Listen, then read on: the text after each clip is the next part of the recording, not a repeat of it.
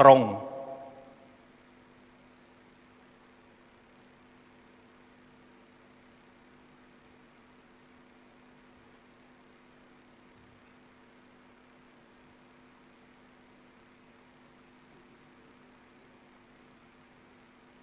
ถวายความเคารพทั้งหมดตรง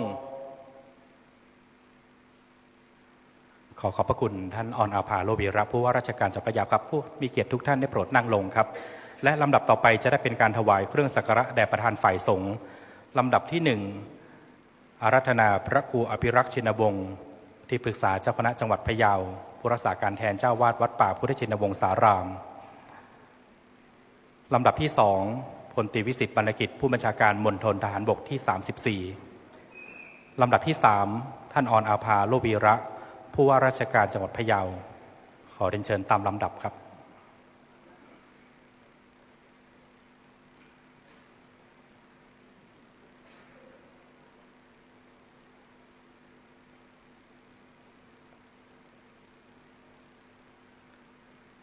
และท่านที่4ขอเรียนเชิญท่านพีรัตน์จันทิมาปลัดจังหวัดพะเยาในนามของนาคผู้เข้าร่วมโครงการบรรพชาอุปสมบทเฉลิมพระเกียรติขอเรียนเชิญครับ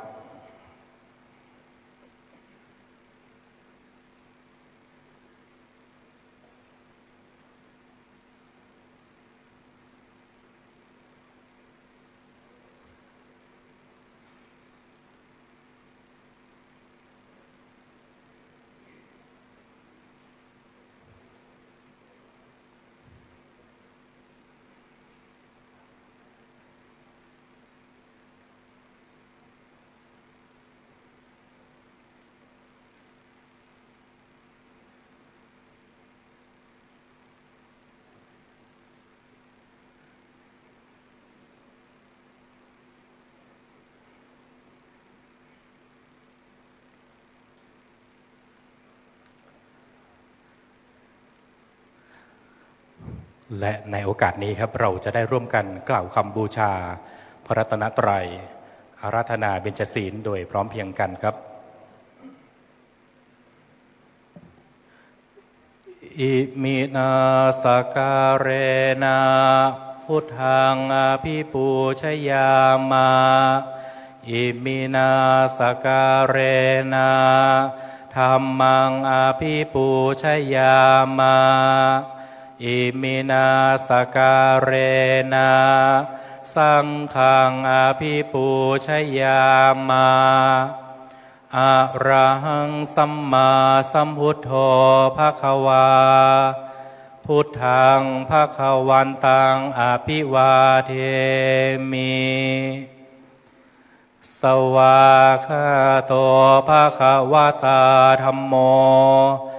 ธัมมังนะมาสามิสุปฏิปันโนภควโตสาวกสังโฆสังฆังนะมามิมะยังพันเตวิสุงรัคณทายาติสรเนนะสหปัญจศีลานิยาจามาทุติยามปิมะยังพันเตวิสุงรัคณทายาติสรเนนะสหปัญจศีลานิยาจามาตติยามปิมะยังพันเตวิสุงรัคณทายาติสรเนนะสหปัญจศีลานิยาจามา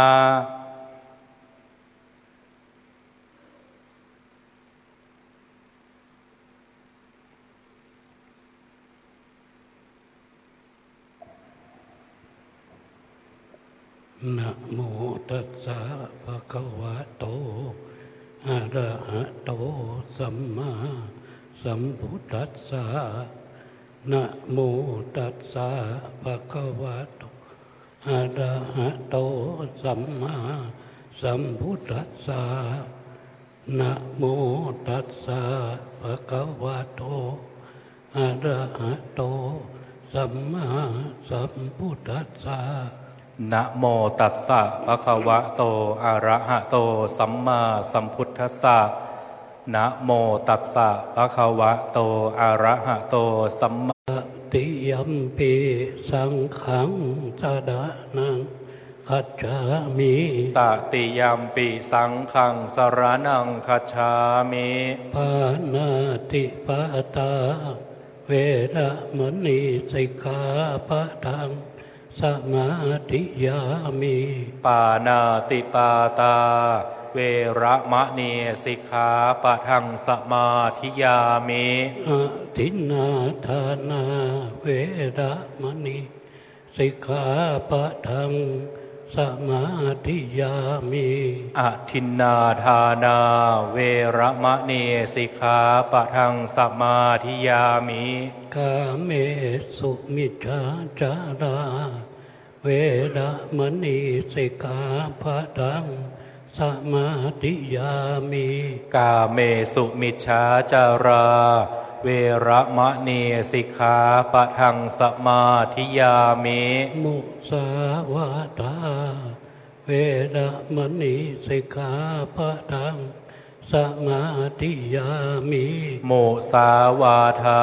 เวระมะเนสิกขาปะทังสมาธิยามิสุราเมรยะมัจจาปมาทัฏฐานา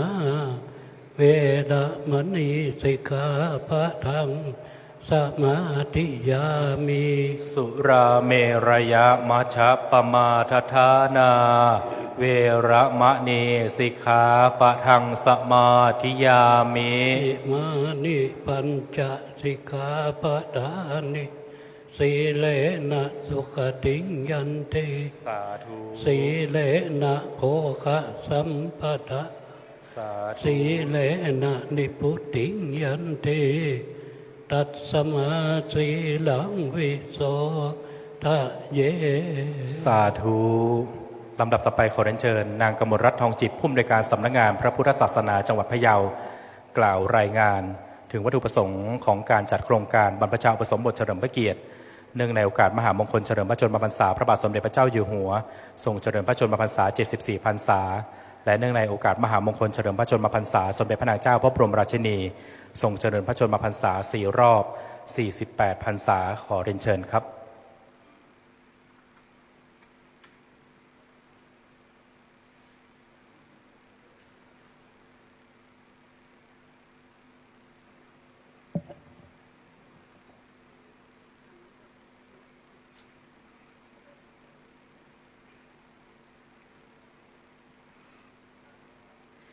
นมัสการพระราชปริยัติเจ้าคณะจังหวัดพะเยาพระครูอภิรักษ์ชินวงศ์ที่ปรึกษาเจ้าคณะจังหวัดพะเยาผู้รักษาการแทนเจ้าอาวาสวัดป่าพุทธชินวงศ์สารามและประธานมูลนิธิพุทธสุวรรณภูมิเรียนพลตรีวิสิทธิ์บรรณกิจผู้บัญชาการมณฑลทหารบกที่34ผู้ว่าราชการจังหวัดพะเยาหัวหน้าส่วนราชการและผู้มีเกียรติทุกท่านดิฉันนางกมลรัตน์ทองจิตผู้อำนวยการสำนักงานพระพุทธศาสนาจังหวัดพะเยาในนามของคณะสงฆ์จังหวัดพะเยาคณะสงฆ์วัดป่าพุทธชินวงศ์สารามมูลนิธิพุทธสุวรรณภูมิและผู้เข้าร่วมโครงการบรรพชาอุปสมบทเฉลิมพระเกียรติเนื่องในโอกาสมหามงคลเฉลิมพระชนมพรรษาพระบาทสมเด็จพระเจ้าอยู่หัวทรงเจริญพระชนมพรรษา74พรรษาและเนื่องในโอกาสมหามงคลเฉลิมพระชนมพรรษาสมเด็จพระนางเจ้าสุทธิดาพัชรสุธาพิมลลักษณ์พระบรมราชินีทรงเจริญพระชนมพรรษาครบ4 รอบ48พรรษาขอขอบคุณพลตรีวิสิทธิ์บรรณกิจผู้บัญชาการมณฑลทหารบกที่34ที่ให้เกียรติมาเป็นประธานในพิธีปรงผมในวันนี้ด้วยวัดป่าพุทธชินวงศ์สารามร่วมกับคณะสงฆ์จังหวัดพะเยาและมูลนิธิพุทธสุวรรณภูมิและภาคีเครือข่ายกำหนดจัดโครงการบรรพชาอุปสมบทเฉลิมพระเกียรติเนื่องในโอกาสมหามงคลเฉลิมพระชนมพรรษาพระบาทสมเด็จพระเจ้าอยู่หัว ทรงเจริญพระชนมพรรษา74พรรษาและเนื่องในโอกาสมหามงคลเฉลิมพระชนมพรรษาสมเด็จพระนางเจ้าสุทธิดาพัชรสุทธาพิมลลักษณ์พระบรมราชินีทรงเจริญพระชนมพรรษาครบ4รอบ48พรรษาขึ้นระหว่างวันที่19กรกฎาคมถึงวันที่2สิงหาคมพุทธศักราช2569โดยมีวัตถุประสงค์เพื่อ 1. เพื่อถวายเป็นพระราชกุศลแด่พระบาทสมเด็จพระเจ้าอยู่หัวทรงเจริญพระชนมพรรษา74พรรษาและเนื่องในโอกาสมหามงคลเฉลิมพระชนมพรรษาสมเด็จพระนางเจ้าสุทธิดาพัชรสุทธาพิมลลักษณ์พระบรมราชินีทรงเจริญพระชนมพรรษาครบ4รอบ48พรรษา 2. เพื่อส่งเสริมให้พุทธศาสนิกชนได้ศึกษาเล่าเรียนและปฏิบัติตามหลักธรรมคำสอนในพระพุทธศาสนาสามารถนำไปปรับใช้ในการดำเนินชีวิตได้อย่างถูกต้องเหมาะสมดำรงตนเป็นแบบอย่างที่เราไม่ว่าจะเป็นมณฑลทหารบกที่34ตำรวจภูธรจังหวัดพะเยากรมการปกครองสำนักงานพระพุทธศาสนาจังหวัดสำนักงานวัฒนธรรมจังหวัดพะเยาที่ทำการปกครองอำเภอภูกำยาวส่วนราชการในอำเภอภูกำยาวองค์การบริหารส่วนตำบลห้วยแก้วกำนันผู้ใหญ่บ้านที่ให้การสนับสนุนบุคลากรและร่วมเป็นเจ้าภาพด้านสถานที่เครื่องอัฐบริขารเจ้าภาพภัตตาหารเจ้าภาพน้ำปานะตลอดระยะเวลา15วันจึงขอขอบพระคุณในความเมตตาและขอขอบคุณมาณโอกาสนี้บัดนี้ได้เวลาอันเป็นอุดมมงคลแล้วดิฉันขอเรียนเชิญท่านเป็นประธานในพิธีปลงผมและให้เกียรติมอบชุดนาคให้แก่ผู้เข้าร่วมโครงการบรรพชาอุปสมบทเฉลิมพระเกียรติและประกอบพิธีที่เกี่ยวเนื่องตามลำดับต่อไปขอนมัสการด้วยความเคารพและขอขอบคุณค่ะ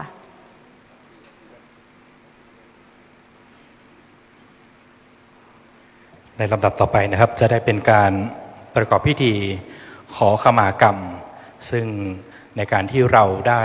ปรวนาตนเข้ามาสู่ในใต้ร่มกาสาวพักตร์หรือการที่เรามาอุปสมบทในครั้งนี้แน่นอนว่าเราอาจจะมีบางสิ่งบางอย่างนะครับที่ติดค้างอยู่ในใจวันนี้หากคุณพ่อคุณแม่ของเราไม่ได้มาหรือว่าญาติของเราบุพการีของเราที่ให้การเคารพนับถือได้ล่วงลับดับขันไปแล้วนั้นก็ขอให้เรานะครับได้ตั้งจิตอธิษฐานน้อมระลึกเป็นบุญคุณอย่างน้อยการที่เราเข้ามาอุปสมบทอานิสงส์หนึ่งข้อแม้คุณพ่อคุณแม่ของเราไม่ทราบว่าเรามาอุปสมบทท่านก็จะได้รับอานิสงส์จากการอุปสมบทในครั้งนี้ไปโดยอัตโนมัติหรือว่าไปโดยปริยายฉะนั้นสิ่งที่เราได้ล่วงเกินด้วยกายกรรมวจีกรรมมโนกรรมหรือการที่เราได้ล่วงเกินด้วยความตั้งใจก็ดีไม่ได้ตั้งใจก็ดีการที่เรามาอุปสมบทในครั้งนี้ก็จึงเป็นการอโหสิกรรมเป็นการยกให้เป็นอภัยธรรมให้กับบุพการีของเรานะครับฉะนั้นขอให้ท่านได้โปรดตั้งใจซึ่งส่วนหนึ่งของการประกอบพิธีเราจะขอขมาต่อหน้าท่านผู้บังคับบัญชาด้านหน้าของท่านผู้มีเกียรติผู้ใจบุญและหลังจากที่เราเสร็จสิ้นขั้นตอนของการประกอบพิธีในวันนี้เมื่อท่านได้เป็นนาคโดยสมบูรณ์แล้วท่านก็สามารถที่จะไปขอขมากับคุณพ่อคุณแม่หรือว่าญาติของเรานะครับในโอกาสต่อจากนี้ได้ในตลอดของระยะเวลาก่อนที่เราจะอุปสมบทในวันพรุ่งนี้ครับขอนิมนต์พระอาจารย์พระวิทยากรที่จะได้เป็นผู้นำในการกล่าวคำขอขมาขอรัตนาด้วยความเคารพครับพ่อนาคทั้งหมดคุกเข่าขึ้นครับผมพนมมือขึ้นแล้วเปล่งวาจาตามพระอาจารย์นะตั้งนะโม3จบพร้อมกันครับนะโมตัสสะ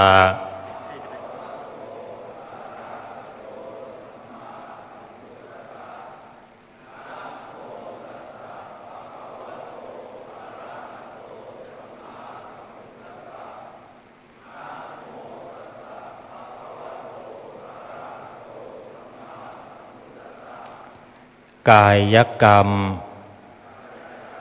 วจีกรรมมโนกรรมกรรมอันหนึ่งอันใดที่ข้าพเจ้าเคยสบประมาทพลาดพลั้ง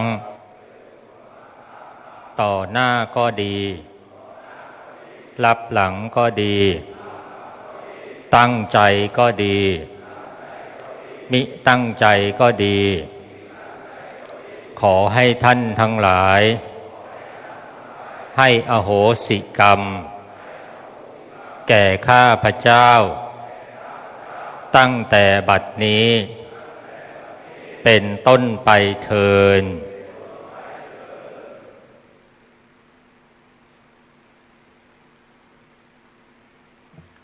บัดนี้การขอขมาของท่านได้ถือว่าเป็นการสร้างอานิสงส์ให้กับตัวท่านและเป็นการอุทิศส่วนบุญส่วนกุศลแต่ผู้ที่ถึงแก่การร่วมรับดับขันธ์รวมถึงเราได้เป็นการอโหสิกรรมให้กับผู้ที่เราได้กระทำต่อท่านด้วยกายวาจาใจทั้งที่ตั้งใจและไม่ได้ตั้งใจผมขอเรียนเชิญท่านพิรัตน์จันทิมาปลัดจังหวัดพะเยานาคเอกได้นำผ่านสักการะเพื่อเป็นการขอขมาได้มามอบให้กับท่านประธานในพิธีพลตรีวิสิทธิ์บรรณกิจซึ่งท่านจะได้เป็นตัวแทนของญาติโยมมหาอุบาสกมหาอุบาสิกาผู้ใจบุญในวันนี้และขอ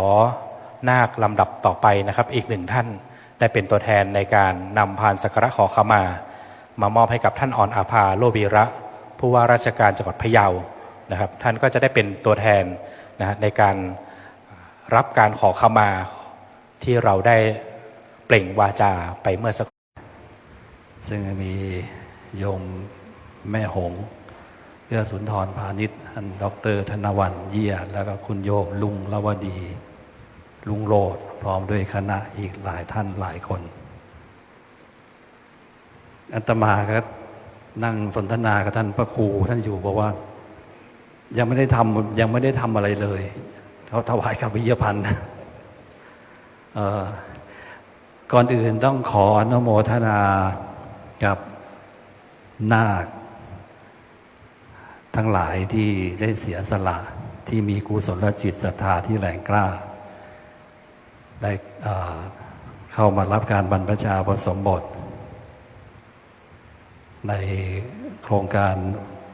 บรรพชาอุปสมบทเฉลิมพระเกียรติพระบาทสมเด็จพระวชิรเกล้าเจ้าอยู่หัวซึ่งวันนี้มีท่านผู้ว่ากับท่านผู้บังคับการท่านเป็นถือว่าเป็นข้าราชการชั้นผู้ใหญ่ในพระประมาภิไธยแห่งพระบาทสมเด็จพระเจ้าอยู่หัวท่านเป็นสักขีพยานให้กับนาคทุกคนและครอบครัวญาติพี่น้องของนาคในวันนี้ด้วยการอุปสมบทในพุทธศาสนาถามว่าง่ายไหมก็ไม่ยากถามว่ายากไหมก็ไม่ง่ายเพราะว่าคนที่จะมีศรัทธาตั้งมั่นจะมีศรัทธามุ่งมั่นที่จะสละเวลาสละครอบครัวพ่อแม่ครอบครัวลูกหลานออกบวชเลยเนี่ยไม่ง่ายมากเท่าไหร่ความสุขก็เกิดขึ้นมากเท่านั้นเหมือนทางวิทยาศาสตร์ความเย็นไม่มีอยู่ในโลกแต่ว่าความร้อนมี